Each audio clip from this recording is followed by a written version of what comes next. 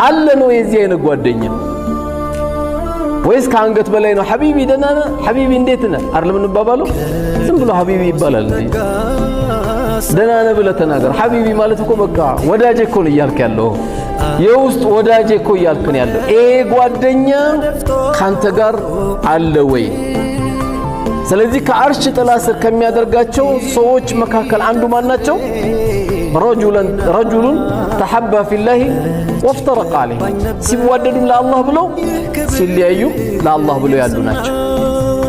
ጓደኝነት ምን ያህል ደግሞ ከባድ እንደሆነ ሁላችንም የዘነጋነው ሐዲስ ነው። የሚገርመው ቀጥሎ ያለው ሐዲስ ጓደኝነት ምን ያህል እንደዘነጋን የሚነግረን ሐዲስ ነው። ሶስተኛው ሐዲስ ነብዩ አለይሂ ሰላቱ ወሰላም አንድ ወጣት መጥቶ ምን አላቸው? አንቱ የአላህ መላእክተኛ ሆይ፣ ብዙዎቻችን ወላሂ ተንሸራተትንበት፣ አባቴ ሞቷል፣ ካሁን በኋላ አባቴ በእኔ ላይ ምን ሐቅ አለው አለ ብሎ ጠየቃቸው።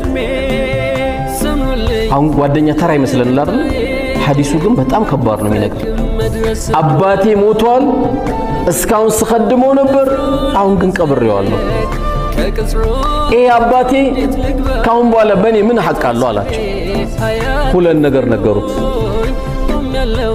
አንደኛ ዱዓ ልታረግለት፣ ረቢ ረሐምሁማ ከማ ረባያኒ ሰጊራ፣ ጌታዬ ወይ በልጅነቴ እንዳዘነልኝ አባቴ አንተው ቀብር አስተኝተዋልና እዘንለት። ሁለተኛ ምን አሉት? የአባትን ጓደኛ ወዳጅ ልትቀጥል አሉት።